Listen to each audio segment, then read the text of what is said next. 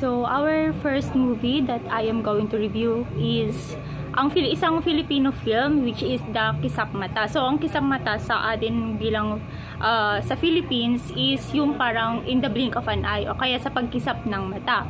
Tapos, this movie Kisap Mata is isa siyang psychological horror. So, kapag sinabi natin psychological horror, means that yung parang nangyayari is ini-interpret natin siya parang nakakatakot in a way ng mga elemental.